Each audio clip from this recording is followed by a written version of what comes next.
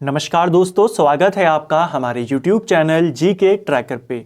देखिए फ्रेंड्स, आज की वीडियो में हम टॉप 50 जीके के क्वेश्चंस को यहाँ पे कवर करेंगे। सभी क्वेश्चन आपके प्रीवियस ईयर के होंगे, एनसीईआरटी बेस्ड होंगे और एक्स्ट्रा फैक्ट के साथ हम इनको यहाँ पे देखेंगे। क्योंकि सभी क्वेश्चन पेपरों में पूछे गए हैं, तो इनसे जुड़े हुए जितने आपके क्वेश्चन हैं उनको भी साथ साथ में कवर करते हुए चलेंगे, जिससे आपकी और अच्छे से प्रैक्टिस हो सके। पूरे 50 क्वेश्चंस को देखेंगे जो आपके आने वाले एग्जाम के लिए काफी ज्यादा इंपॉर्टेंट होंगे। तो चलिए दोस्तों, आज की क्लास को शुरू करते हैं। आज का हमारा पहला प्रश्न है, the economic history of India पुस्तक में धन के निष्कासन के सिद्धांत की व्याख्या की गई है। इस किताब के लेखक कौन है? देखिए, ये सिद्धांत है धन का निष्कासन, इस सिद्धांत के प्रतिपादक थे दादा भाई नौरोजी, लेकिन ये किताब इनकी नहीं है। अगर आपसे पूछेगा धन के निष्कासन का सिद्धांत किसने दिया था, तो आप दादा भाई नौरोजी को बताएंगे। इनकी अपनी एक किताब है जिसका नाम था poverty and un British rule in India, वो अलग चीज है। ये जो किताब है the economic history of India, इस किताब को भारतीय अर्थव्यवस्था पर पहली किताब माना जाता है और इस किताब के रचयिता हैं रमेश चंद्र दत्त। ठीक है, आरसी दत्त इनका शॉर्ट फॉर्म आपको दिखता है बुक्स में, कहीं पर रमेश चंद्र दत्त है, कहीं पर रोमेश चंद्र दत्त है। इनकी किताब का नाम है the economic history of India. भारतीय अर्थव्यवस्था पर, भारत के आर्थिक इतिहास पर इसे पहली किताब माना जाता है, तो इसे आपने याद करना है। ठीक है, दूसरा प्रश्न है हमारा, सुपीरियर झील किन दो देशों के बीच में स्थित है? देखिए, जो सुपीरियर झील है यह विश्व की मीठे पानी की सबसे बड़ी झील है। क्वेश्चन बनता है, दुनिया की मीठे पानी की सबसे बड़ी झील कौन सी है? सुपीरियर झील। यह झील आपके उत्तरी अमेरिका महाद्वीप में पड़ती है और अमेरिका और कनाडा के बीच में पड़ती है। इसे आपने याद करना है। ठीक है, जो सुपीरियर झील है अमेरिका और कनाडा के बीच में है। नेक्स्ट है, जीडीपी का आंकड़ा कौन जारी करता है? तो भारत में जीडीपी का आंकड़ा एनएसओ के द्वारा जारी किया जाता है। ठीक है, एनएसओ यानी कि राष्ट्रीय सांख्यिकी कार्यालय, ठीक है, यह जारी करता है भारत में जीडीपी का आंकड़ा। देखिए, तीन इंपॉर्टेंट संगठन, एक है आपका एनएसएसओ, एक है आपका सीएसओ और एक है आपका एनएसओ। एनएसएसओ ये बना था आपके 1950 में। ठीक है, फुल फॉर्म था नेशनल सैंपल सर्वे ऑफिस या ऑर्गेनाइजेशन। फिर आया आपका सीएसओ। ठीक है, सीएसओ बना था आपका 1951 में, सेंट्रल स्टैटिस्टिकल ऑफिस। और फिर आपका इन दोनों संगठन को, जो ये 50 में बना है, ये 51 में बना है सीएसओ, इन दोनों का विलय कर दिया गया, एनएसओ बनाया गया 2019 में, और अब यही काम करता है जीडीपी को प्रकाशित करने का, जीडीपी को मापने का। तो इसको आपने याद करना है। कहीं कहीं पर एग्जामों में आपको एनएसओ की जगह पर सीएसओ दे देता है, तो उसे भी आपको याद करना है कि इसी में शामिल है। इनका विलय हो चुका है 2019 में। ठीक है, एक और क्वेश्चन बनता है, राष्ट्रीय सांख्यिकी दिवस कब मनाते हैं? तो राष्ट्रीय सांख्यिकी दिवस हर साल 29 जून को मनाया जाता है। ठीक है, नेक्स्ट है हमारा, ट्राइसम योजना निम्न में से किससे संबंधित है? देखिए, ट्राइसम योजना की बात करें तो भारत में पिछली सरकारों ने ग्रामीण भारत में जो गरीबी थी, जो बेरोजगारी थी, उसको दूर करने के लिए कुछ प्रोग्राम चलवाए थे। उसी में से एक है ट्राइसम। ठीक है, तीन इंपॉर्टेंट प्रोग्राम जो आपको याद करने हैं। एक आपको ट्राइसम याद करना है, यह आपके 1979 में चलाया गया। एक है आपका IRDP, यह आपके 1978 में चला। और एक है आपका NREP, यह आपके 1980 में चला। इन तीनों का मुख्य काम क्या था? ग्रामीण विकास करना। तो ग्रामीण विकास से संबंधित हैं तीनों प्रोग्राम। ट्राइसम की अगर हम फुल फॉर्म की बात करते हैं, इसका फुल फॉर्म था training of rural youth for self empowerment employment. ठीक है, ये इसका फुल फॉर्म था। IRDP की बात करते हैं, इंटीग्रेटेड रूरल डेवलपमेंट प्रोग्राम। और NREP की बात करते हैं, नेशनल रूरल एम्प्लॉयमेंट प्रोग्राम। तो तीनों योजनाएं इंपॉर्टेंट हैं, 78, 79, 80 में आई हैं। गरीबी, जो ग्रामीण भारत के में जो बेरोजगारी थी, गरीबी थी, उसके विकास के लिए, उसको दूर करने के लिए। तो किससे संबंधित है ट्राइसम योजना? ग्रामीण विकास से। और कब आई थी? 1979 में। ठीक है, पौंडीचेरी का पहला फ्रांसीसी गवर्नर कौन था? देखिए, फ्रांसीसियों का भारत के अंदर जो मुख्य स्थान था, उनमें पौंडीचेरी भी शामिल है। जब भारत आजाद हुआ, आजादी तक पौंडीचेरी फ्रांसीसियों के पास था। फ्रांसीसी पहला गवर्नर जो आया था पौंडीचेरी में, वो आया था आपका option A, Franco Martin. Franco Martin पहला फ्रांसीसी गवर्नर था पौंडीचेरी का, इसे आपने याद करना है। पौंडीचेरी पर फ्रांसीसियों का अधिकार कब हुआ? यह अधिकार हुआ 1673 में। क्वेश्चन बनता है कि पौंडीचेरी के ऊपर फ्रांसीसियों का अधिकार कब हुआ? 1673 में। इसी पौंडीचेरी पर फ्रांसीसियों के द्वारा एक किला बनाया जाता है जिसका नाम था लुई फोर्ट या लुई किला। तो इसको आपने याद करना है। जो फोर्ट लुई है कहां है? पौंडीचेरी पर है। और किसने बनाया है? फ्रांसीसियों ने बनाया है। जब भारत में ईस्ट इंडिया कंपनी की स्थापना होती है, फ्रांसीसी ईस्ट इंडिया कंपनी कब बनती है? 1664 में बनती है। उस समय जो फ्रांस का सम्राट था वो लुई 14 है। कई बार यह भी पूछा जाता है कि फ्रेंच ईस्ट इंडिया कंपनी के समय फ्रांस का सम्राट कौन था? लुई 14 था। ठीक है। पौंडीचेरी का पहला गवर्नर फ्रैंको मार्टिन। कोलबर्ट की बात करते हैं, यह भी एक इंपॉर्टेंट क्वेश्चन हमको देता है। भारत में जब फ्रांसीसी ईस्ट इंडिया कंपनी की स्थापना होती है तो उसका संस्थापक इसी कोलबर्ट को माना जाता है। ठीक है। 1664 में स्थापना होती है। जो लुई 14 था इसी के मंत्री का नाम था कोलबर्ट और इसी के प्रयासों से फ्रेंच ईस्ट इंडिया कंपनी बनती है। जो फ्रैंको कैरो है यह भी इंपॉर्टेंट है। ईस्ट इंडिया कंपनी तो इसने बना दी कोलबर्ट ने, लेकिन भारत में फ्रांसीसियों का पहला जो फैक्ट्री लगाई, जो पहला कारखाना लगा, वो स्थापित किया फ्रैंको कैरो ने 1668 में सूरत में। तो दोनों आपने याद करना है। ठीक है। क्वेश्चन बन जाते हैं यहां से। डुप्ले को आप जानते हैं, फेमस, ये आपका फ्रांसीसी गवर्नर था और इसी ने भारत के अंदर सबसे पहले सहायक संधि शुरू करी थी। ठीक है। बाद में वेलेजली उसे और आगे ले जाता है। नेक्स्ट है पौंडीचेरी की संधि किसके बीच में हुई थी? तो अभी हमने ऊपर बात करी पौंडीचेरी किसके लिए इंपॉर्टेंट था, पौंडीचेरी किसका एक प्रमुख स्थल था? तो यह था फ्रांसीसियों का। पौंडीचेरी की संधि अंग्रेज और फ्रांसीसियों के मध्य में होती है। ऑप्शन सी सही आंसर होगा। यह संधि होती है 1755 में, पौंडीचेरी की संधि। इस संधि को गोडेहू की संधि भी कहते हैं। क्यों कहते हैं उसके बारे में जानते हैं। देखिए, दूसरा कर्नाटक युद्ध यह शुरू होता है आपके 1749 में। ठीक है। दूसरे कर्नाटक युद्ध की शुरुआत में जो फ्रांसीसी गवर्नर था वो था डुप्ले। डुप्ले लगातार आक्रामक था यहां पर और उसकी वजह से फ्रांस को काफी ज्यादा नुकसान उठाना पड़ रहा था। तो फ्रांस की सरकार क्या करती है? डुप्ले को वापस बुला लेती है और गोडेहू को गवर्नर बनाकर भेज देती है। यह क्वेश्चन बनता है कि भारत में डुप्ले का स्थान किसने लिया था? गोडेहू ने लिया था। 1754 में यह गवर्नर बन के आता है और 1755 में यह एक संधि करता है अंग्रेजों के साथ, ब्रिटिश के साथ, जिसे पौंडीचेरी की संधि कहते हैं, जिसे गोडेहू की संधि कहते हैं। तो दोनों को आपने याद करना है। कब होती है? दूसरे कर्नाटक युद्ध के दौरान होती है। दूसरा कर्नाटक युद्ध इसी पौंडीचेरी की संधि के तहत समाप्त होता है। ठीक है। नेक्स्ट है कौन व्यक्ति तीनों गोलमेज सम्मेलनों में उपस्थित नहीं था? तो इनमें से कौन है जो तीनों गोलमेज सम्मेलन में थे? तेज बहादुर सप्रू और बाबा साहब अंबेडकर, ये दोनों तीनों गोलमेज सम्मेलन में शामिल थे। इनमें से एक व्यक्ति और था जो तीनों में शामिल था, ये थे आपका आगा खां, ये भी तीनों में शामिल था। तो ये तीन व्यक्ति तीनों गोलमेज सम्मेलन में शामिल थे। जो जिन्ना था, जिन्ने ने पहले और दूसरे गोलमेज सम्मेलन में भाग लिया, तीसरा जो गोलमेज सम्मेलन हुआ उसमें इसने भाग नहीं लिया। तो यहां पर सही आंसर क्या हो जाएगा? मोहम्मद अली जिन्ना। ठीक है। जो जिन्ना और आगा खान थे ये मुस्लिम लीग के प्रतिनिधि के तौर पर भाग लेते थे गोलमेज सम्मेलनों में। तेज बहादुर जो सप्रू थे ये उदारवादियों का नेतृत्व करते थे और बाबा साहब अंबेडकर दलित वर्ग की तरफ से भाग लेते थे। ठीक है। तो तीनों में भाग लेने वाले भारतीयों में सबसे इंपॉर्टेंट नाम अंबेडकर का आता है, उनके बाद तेज बहादुर सप्रू और फिर आपको आगा खां का भी नाम याद करना है। कांग्रेस ने केवल एक गोलमेज सम्मेलन में भाग लिया था जो दूसरा गोलमेज सम्मेलन था। ठीक है। तीनों सम्मेलन कब कब हुए ये क्वेश्चन आपसे बन जाते हैं। पहला गोलमेज सम्मेलन आपके 12 नवंबर 1930 को शुरू होता है और ये आपके 19 जनवरी 1931 तक चलता है, पहला गोलमेज सम्मेलन। दूसरा गोलमेज सम्मेलन आपके 7 सितंबर 1931 को शुरू होता है और 1 दिसंबर 1931 तक चलता है। तीसरा गोलमेज सम्मेलन 17 नवंबर 1932 को होता है, 24 दिसंबर 1932 तक ये चलता है। तीनों गोलमेज सम्मेलन लंदन में होते हैं और तीनों के समय ब्रिटिश प्रधानमंत्री रैमजे मैकडॉनल्ड था। ठीक है। निम्न में से कौन सा विषय सामवर्ती सूची के अंतर्गत नहीं आता है?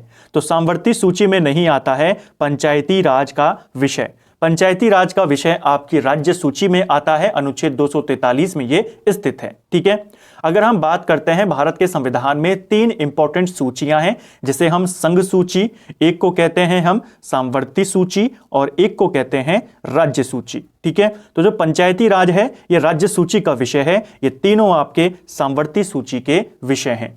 संघ सूची में जब भारत आजाद हुआ, जब भारत का संविधान बना, तो शुरुआत में संघ सूची में 97 विषय थे, वर्तमान में इसमें 100 विषय हैं। सामवर्ती सूची की बात करें, शुरुआत में संविधान लागू होने के समय इसमें 47 विषय थे, अब इसमें 52 विषय हैं। और राज्य सूची की बात करें तो शुरुआत में इसमें 66 विषय थे, अब इसमें 61 विषय हैं। इनको आपने याद करने हैं। नेक्स्ट है, और एक और चीज, जो 2 सूचियां हैं, संघ सूची और राज्य सूची, ये हमने कनाडा के संविधान से ली है, और जो सामवर्ती सूची है वो हमने ऑस्ट्रेलिया के संविधान से ली है। नेक्स्ट है, निम्नलिखित में से कौन सुमेलित नहीं है? एक तरफ प्रमुख विद्रोह दिए गए हैं, दूसरी तरफ उनका नेतृत्वकर्ता दिए गए हैं। तो चलिए इनको देखते हैं। संताल विद्रोह, क्या इसका नेतृत्व सिद्धू और कान्हू ने किया था? तो ये आपका सही है। संताल विद्रोह आपके 1855-56 में होता है और इसका नेतृत्व ये दोनों करते हैं। संताल विद्रोह को हूल विद्रोह के नाम से भी जाना जाता है, इसे भी याद करना है। ठीक है, रामोसी विद्रोह की बात करते हैं तो रामोसी विद्रोह चित्तर सिंह के नेतृत्व में हुआ था। रामोसी विद्रोह 1822 से 29 के बीच में चला था।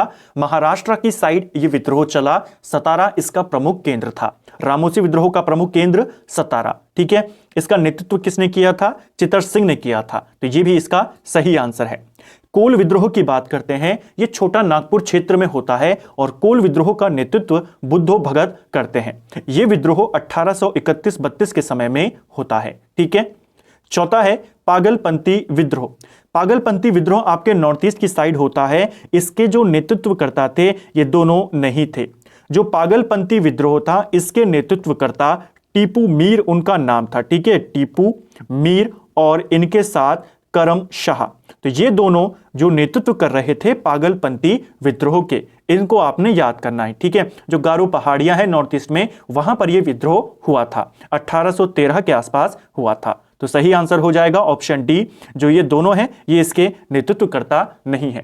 क्वेश्चन बनते हैं आपसे, इसका नेतृत्व किसने किया, इसका नेतृत्व किसने किया, ये किस आंदोलन से, किस विद्रोह से जुड़े हुए हैं। ठीक है, चलिए नेक्स्ट है, निम्नलिखित युद्ध को काल क्रम अनुसार व्यवस्थित कीजिए। यानी कौन सा युद्ध इनमें से पहले लड़ा गया, कौन इसमें बाद में लड़ा गया।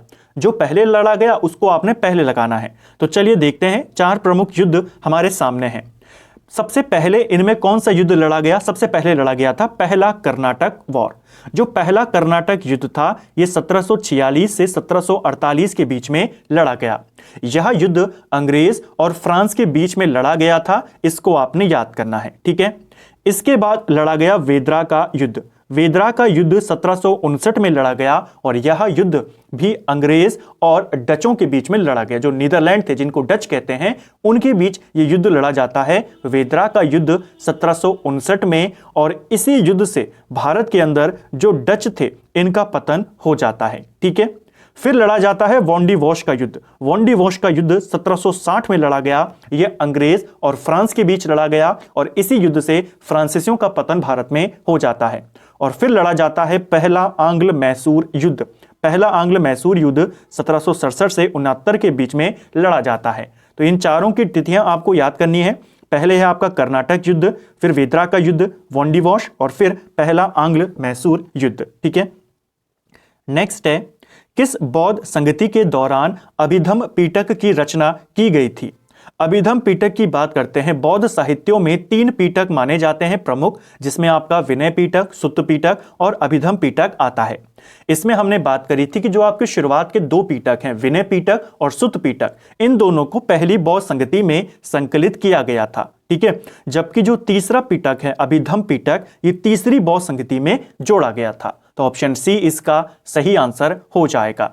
तीसरी बौद्ध संगति 255 ईसा पूर्व में होती है, अशोक के काल में होती है, पाटलिपुत्र में। ठीक है, नेक्स्ट है, बौद्धों का रामायण किसे कहा जाता है? तो इनमें से किस रचना को बौद्धों का रामायण बोला जाता है? सही आंसर है बुद्ध चरित को। ऑप्शन डी सही आंसर होगा। देखिए विनय पिटक की बात करते हैं। विनय पिटक आपका इसमें जो संघ है, बौद्ध संघ, उससे रिलेटेड नियमों के बारे में बताता है। जो सुत्त पिटक है, यह महात्मा बुद्ध के सिद्धांत, उनके उपदेशों का संग्रह है, उनके बारे में बताता है। और इसी सुत्त पिटक को बौद्ध साहित्य का एनसाइक्लोपीडिया कहा जाता है। ठीक है। फिर जातक कथाएं आपने पढ़ी हैं। जातक कथाओं में महात्मा बुद्ध के पूर्व जन्म के बारे में बताया गया है। और जो बुद्ध चरित है, इसके रचयिता अश्वघोष हैं। अश्वघोष ने इसकी रचना करी है और इसे बौद्धों का रामायण कहते हैं। इन चारों को आपको याद करना है, पूछे जाते हैं। जो अभिधम पिटक है, उसमें महात्मा बुद्ध के जो दार्शनिक सिद्धांत हैं उनको बताया गया है, उनको संकलित उसमें किया गया है। इसको भी याद करना है। ठीक है। नेक्स्ट है हमारा, निम्नलिखित घटनाओं का सही कालक्रम क्या होगा? तो फिर से अरेंज करना है, कौन सी घटना पहले घटी गई थी। इस तरीके के क्वेश्चन से आपके जो डाउट होते हैं, जो कॉन्सेप्ट होते हैं, बहुत अच्छे से क्लियर हो जाते हैं। तो चलिए अब इनको अरेंज करते हैं। इनमें से कौन सी घटना पहले घटित हुई थी? तो देखिए इन चारों में सबसे पहले घटित होता है आपका अगस्त प्रस्ताव। अगस्त प्रस्ताव 8 अगस्त 1940 में आया था। ठीक है। तो सबसे पहले कौन है? अगस्त प्रस्ताव। दूसरे नंबर पे है आपका व्यक्तिगत सत्याग्रह। ये आपके 17 अक्टूबर 1940 में आया था। ठीक है। व्यक्तिगत सत्याग्रह, अगस्त प्रस्ताव दोनों 40 में आते हैं, लेकिन ये अगस्त में आया, तो ये पहले नंबर पर है और ये दूसरे नंबर पर है। तीसरे नंबर पे आता है क्रिप्स मिशन, मार्च 1942 में ये भारत आता है। और चौथे नंबर पर है भारत छोड़ो आंदोलन, जो कि आपके अगस्त 1942 में चला था। तो ये इनका सही क्रम है। ये आपका अगस्त प्रस्ताव अगस्त 1940, व्यक्तिगत सत्याग्रह अक्टूबर 1940, क्रिप्स मिशन मार्च 1942, भारत छोड़ो आंदोलन अगस्त 1942। इनको आपने याद करने हैं। ठीक है। कार्टाजेना प्रोटोकॉल का संबंध किससे है? देखिए कार्टाजेना प्रोटोकॉल की बात करते हैं। इस प्रोटोकॉल को 2000 में अपनाया गया था। सन 2000 में इसे अपनाया गया और 2003 से इस प्रोटोकॉल को लागू कर दिया गया। इसका संबंध जैव सुरक्षा से है। ऑप्शन डी सही आंसर हो जाएगा। तो इसको आपने याद करना है। ठीक है। निम्नलिखित नगरों में से किस नगर का संबंध महावीर से नहीं है? तो इनमें से कौन सा नगर है जिसका संबंध महावीर स्वामी से नहीं है? सही आंसर है लुम्बिनी। देखिए लुम्बिनी ग्राम में जो महात्मा बुद्ध थे उनका जन्म हुआ था। तो लुम्बिनी महात्मा बुद्ध से संबंधित है, महावीर स्वामी से संबंधित नहीं है। वैशाली की बात करें तो महावीर स्वामी का जन्म वैशाली के निकट होता है, कुंड ग्राम में। ठीक है। चंपा इनका प्रमुख माना जाता है स्थल, जहां पे इन्होंने जैन धर्म का प्रचार प्रसार किया था। चंपा जो नगर है अंग महाजनपद की राजधानी थी और बौद्ध और जैन दोनों का प्रमुख स्थल इसे माना जाता था। ठीक है। पावापुरी की बात करें तो पावापुरी में महावीर स्वामी का निधन होता है। तो तीनों इनसे जुड़े हुए हैं। लुम्बिनी महात्मा बुद्ध से जुड़ा हुआ है। ठीक है।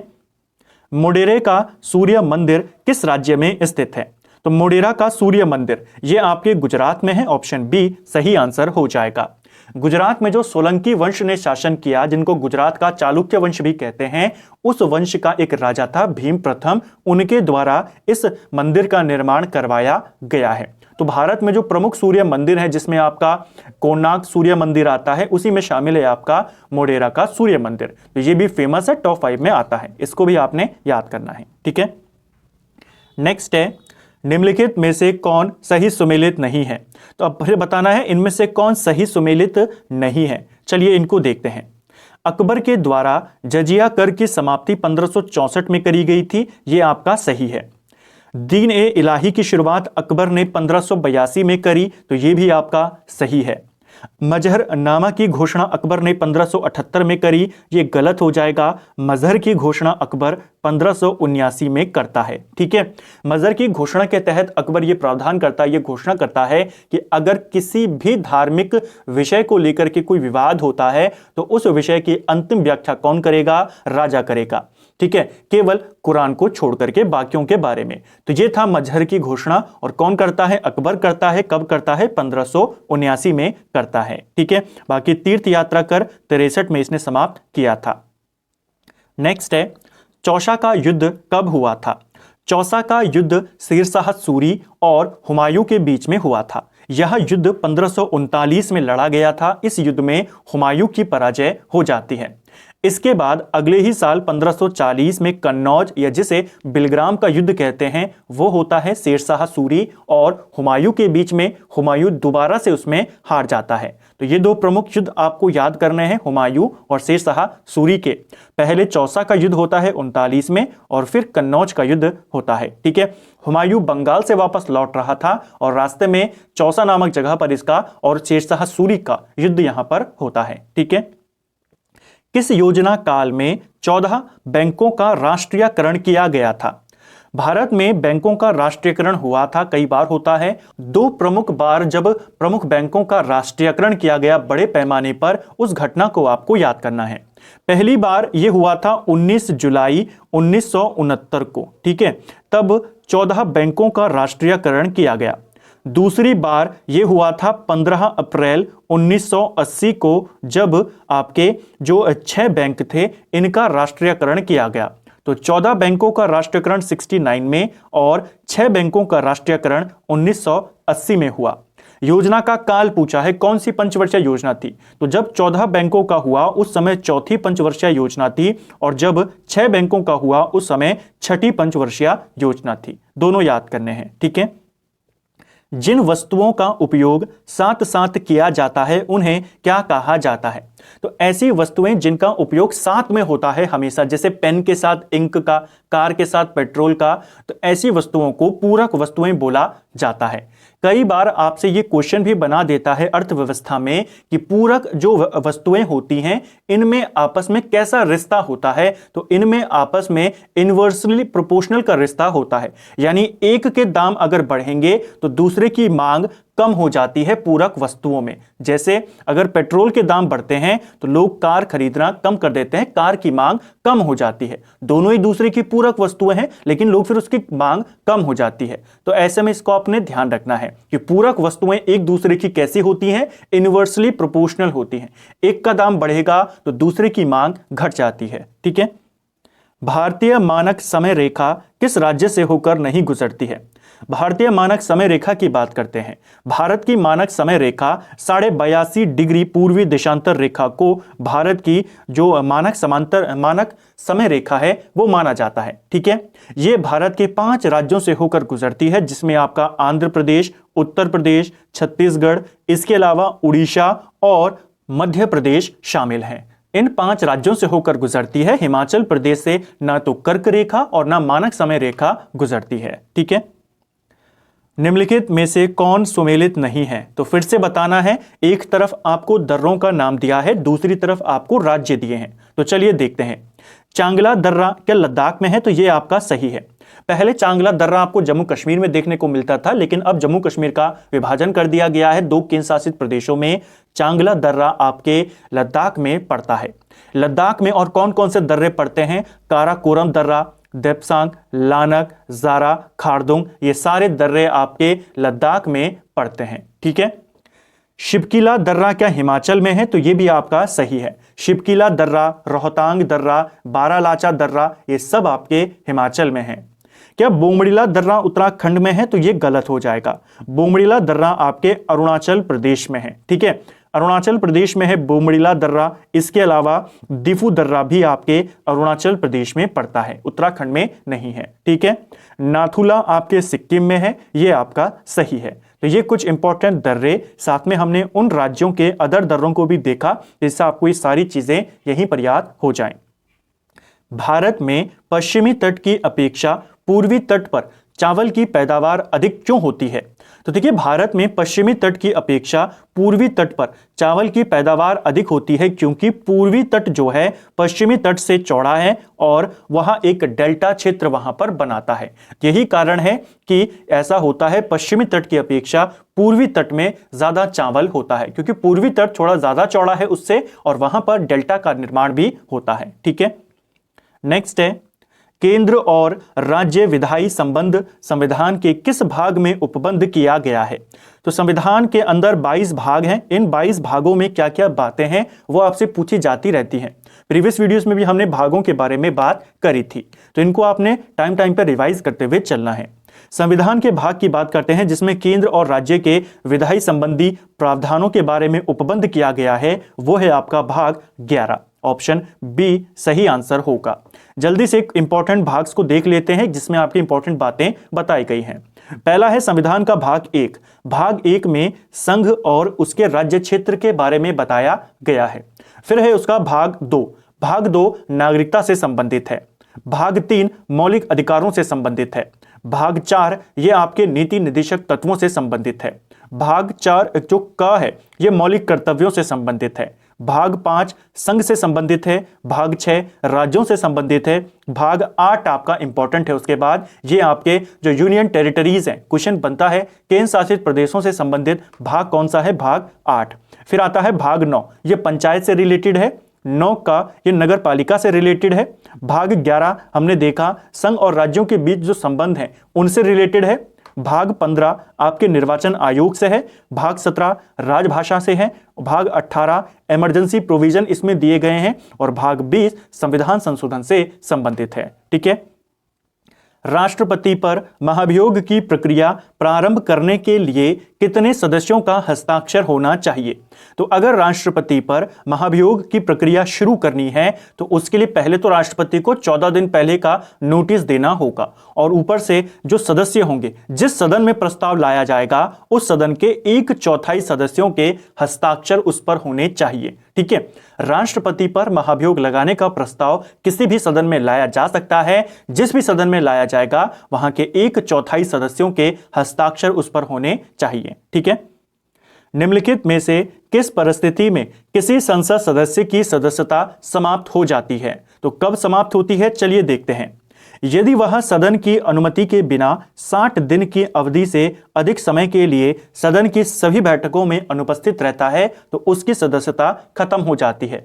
यह क्वेश्चन इस तरीके से भी पूछा जाता है कि लगातार कितने दिनों तक अनुपस्थित रहने पर सदस्यता जाती है। तो आपको याद करना है 2 महीने या 60 दिन। ठीक है। यदि उसे सदन द्वारा निष्कासित कर दिया जाता है तो भी उसकी सदस्यता खत्म हो जाती है। तीसरा, यदि न्यायालय उस चुनाव को अमान्य या शून्य घोषित कर दे तो भी उसकी सदस्यता चली जाती है। तो उपयुक्त सभी कंडीशन है जब उसकी सदस्यता चली जाती है। ठीक है।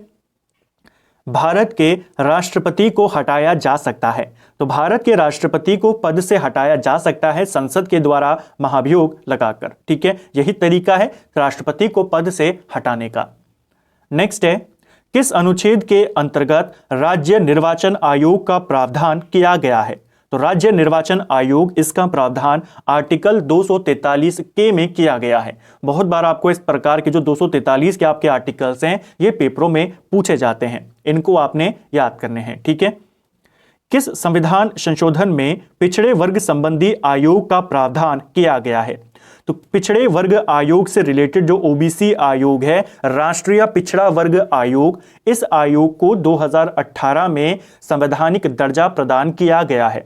इसके लिए कौन सा संवैधानिक संशोधन किया गया? इसके लिए था 102वां संवैधानिक संशोधन। ऑप्शन बी सही आंसर होगा।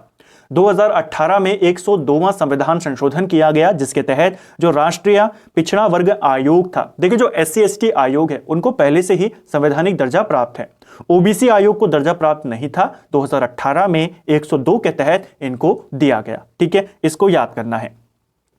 निम्नलिखित में से कौन सा युग्म सुमेलित है? तो चलिए देखते हैं। फिर से वही वाला क्वेश्चन है जिससे आपके कॉन्सेप्ट बहुत अच्छे से क्लियर हो जाते हैं।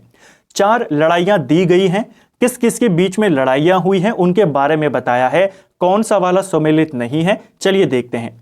सबसे पहले दी है बक्सर का युद्ध। बक्सर का युद्ध आप जानते हैं 1764 में लड़ा गया। यह युद्ध मीर जाफर और क्लाइव के बीच में नहीं हुआ था।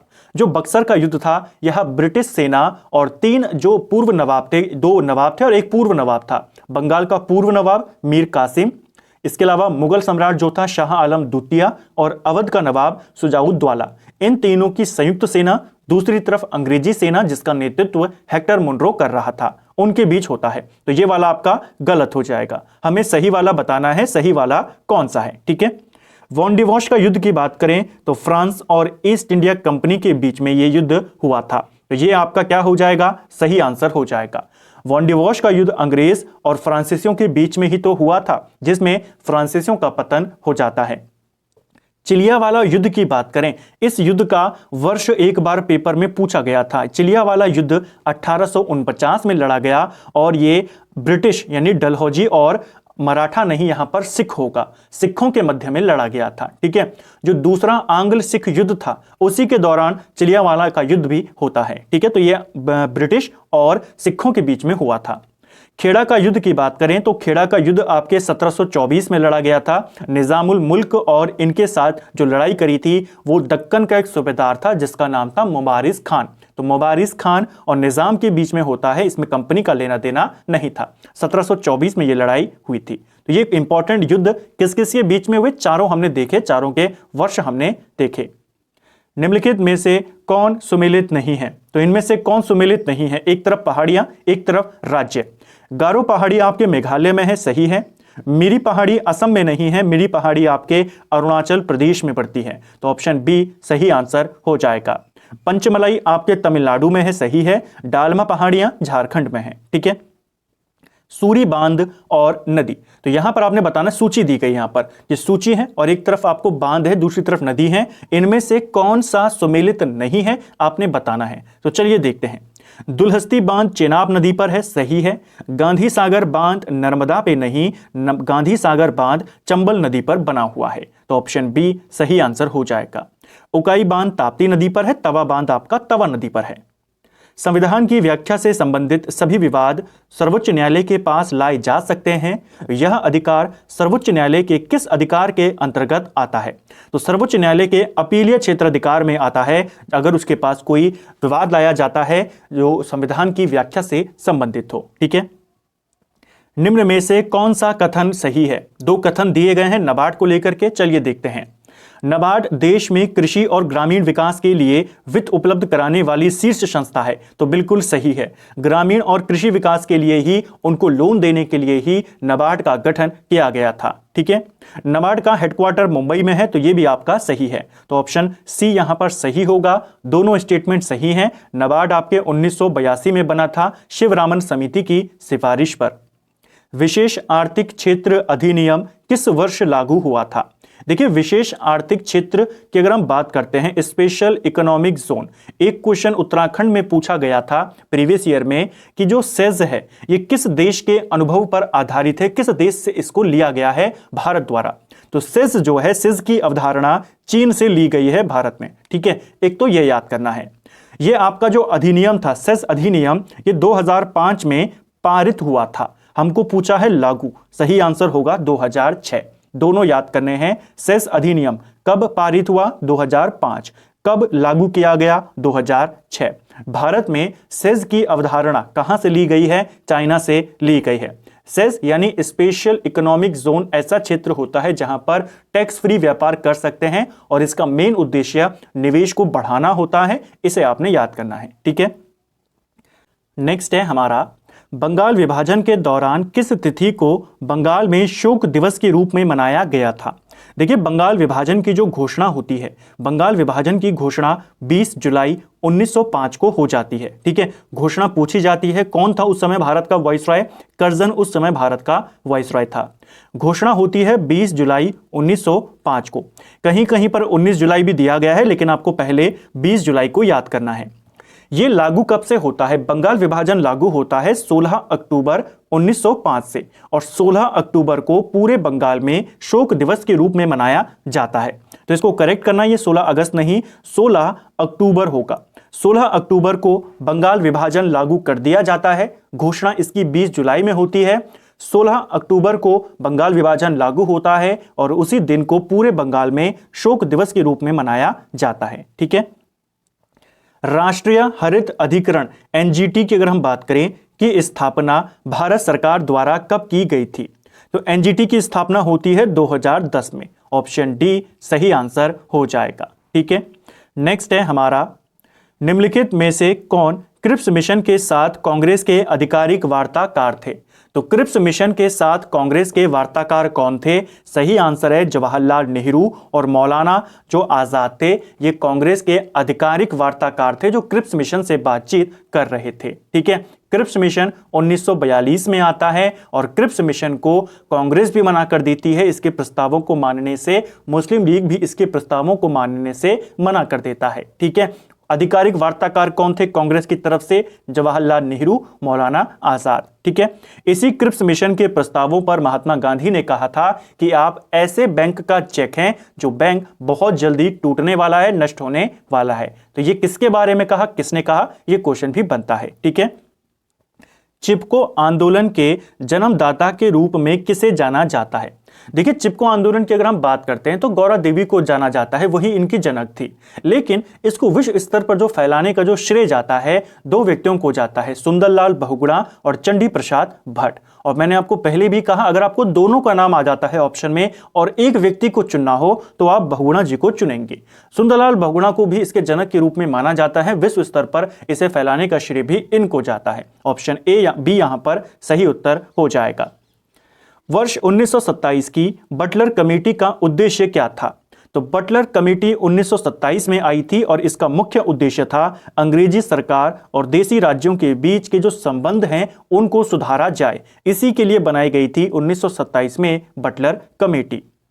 बौद्ध धर्म और जैन धर्म में किस विषय पर अंतर है? तो देखिए, बौद्ध धर्म और जैन धर्म, इनमें दोनों में कर्म को माना जाता है, कर्म को उसकी मान्यता है, मोक्ष की मान्यता है, पुनर्जन्म की मान्यता है, लेकिन आत्मा के विषय में दोनों धर्मों में अंतर पाया जाता है। जो जैन धर्म है वो आत्मा में विश्वास करता है, बौद्ध धर्म आत्मा में विश्वास नहीं करता।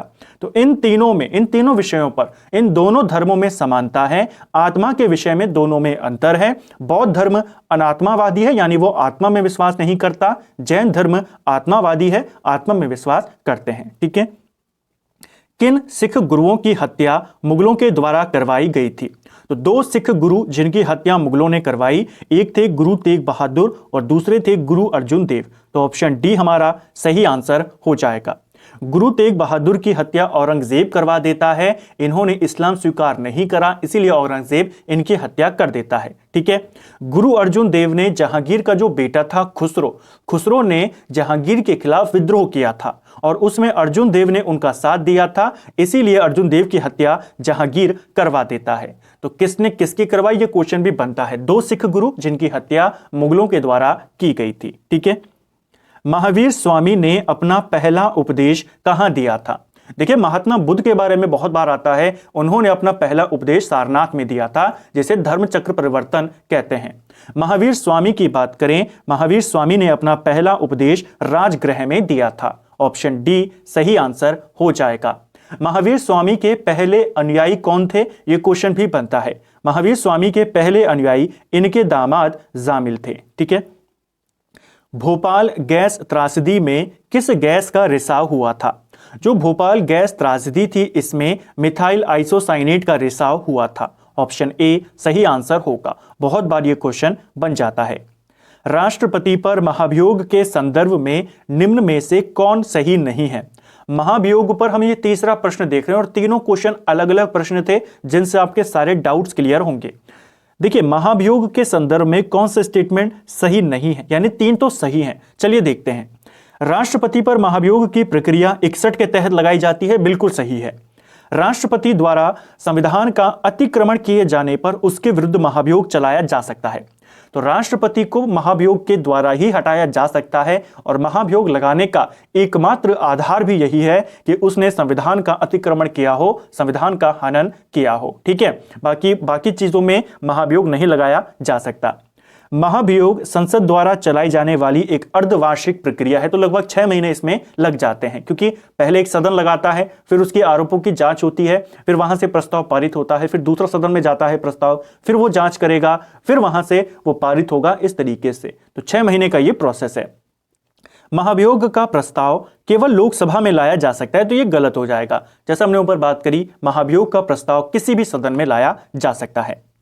किसी राज्य की विधानसभा में अधिक से अधिक कुल कितने सदस्य हो सकते हैं? तो किसी भी राज्य की विधानसभा में ज्यादा से ज्यादा 500 सदस्य हो सकते हैं। सबसे ज्यादा कहां है? सबसे ज्यादा वर्तमान में उत्तर प्रदेश में है, 403। ठीक है। 20 सूत्रीय आर्थिक कार्यक्रम किस वर्ष प्रारंभ किया गया था? काफी इंपॉर्टेंट है। 20 सूत्रीय कार्यक्रम, इसकी शुरुआत 1975 में होती है। ऑप्शन सी सही आंसर होगा। निम्नलिखित में से कौन से मूल अधिकार भारतीय नागरिकों के साथ साथ विदेशियों को भी प्राप्त हैं? तो इस सीरीज के पहले वाले वीडियो में भी हमने इसके बारे में बात करी थी। कौन से मूल अधिकार हैं जो भारतीयों को ही सिर्फ प्राप्त है, विदेशियों को नहीं। अब क्वेश्चन है कौन से ऐसे हैं जो दोनों को प्राप्त हैं?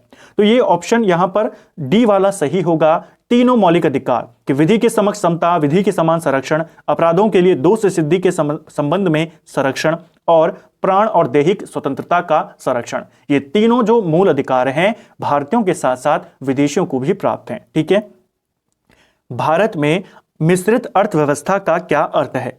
तो भारत की अर्थव्यवस्था कैसी अर्थव्यवस्था है? मिश्रित अर्थव्यवस्था है। और इसका अर्थ होता है कि भारत की जो अर्थव्यवस्था है इसमें राष्ट्रीय अर्थव्यवस्था में सार्वजनिक क्षेत्र के साथ साथ निजी क्षेत्र भी विद्यमान है। यानी सार्वजनिक क्षेत्र का भी योगदान है, निजी क्षेत्र का भी योगदान है। यही अर्थ होता है मिश्रित अर्थव्यवस्था का। ठीक है। शाहजहांनामा के लेखक कौन है? शाहजहांनामा के लेखक की अगर हम बात करते हैं, इसका लेखक है इनायत खान। ऑप्शन सी सही आंसर हो जाएगा। काफी इंपॉर्टेंट है। शाहजहांनामा किसके रचयिता है? ये रचना है इनायत खान की। कुछ इंपॉर्टेंट नामा जो आपसे पूछे जाते हैं, सबसे पहले आता है बाबरनामा। बाबरनामा की रचना तुजुक-ए-बाबरी के नाम से बाबर खुद करता है, तुर्की भाषा में करता है। दूसरा है हुमायूं नामा। हुमायूं नामा की रचना उसकी बहन गुलबदन बेगम करती है, फारसी भाषा में। फिर आता है अकबरनामा। अकबरनामा की रचना अबुल फजल करता है, यह भी फारसी में है। फिर आती है जहांगीरनामा। जहांगीरनामा की रचना तुजुक-ए-जहांगीरी के नाम से जहांगीर खुद करता है, यह भी फारसी भाषा में करता है। और फिर आती है शाहजहांनामा। दो शाहजहांनामा लिखे गए हैं, एक इनायत खान लिखता है और एक और शाहजहांनामा है जिसे सादिक खान लिखता है। ठीक है। फिर आता है आपका आलमगीरनामा। ठीक है। इसके रचयिता है मोहम्मद काजिम सिराजी। इन दोनों को आपने याद करना है। ठीक है। मोहम्मद काजिम जो सिराजी है इसने आलमगीरनामा लिखी और जो सादिक खान है और इनायत खान, इन दोनों ने शाहजहांनामा लिखी। तो इनको आपने पूछा जाता है, इनके रचयिताओं को आपने याद करना है। तो फ्रेंड्स, ये था हमारा टॉप 50 जीके क्वेश्चन सीरीज। हमने यहां पर देखे 50 प्रश्नों को देखा, उनको अतिरिक्त तथ्यों के साथ कवर करने का प्रयास किया, जिससे आपके सारे जो कॉन्सेप्ट हैं वो अच्छे से क्लियर हो सके। उम्मीद करता हूं आपको आज का वीडियो पसंद आया होगा। अगर आपको ये वीडियो पसंद आया है तो वीडियो को लाइक करें। अगर आप चैनल पर पहली बार आए हैं, चैनल को सब्सक्राइब करें, अपने दोस्तों के साथ शेयर करें। वीडियो आपको कैसा लगा कमेंट बॉक्स में हमें जरूर बताएं। Thank you friends.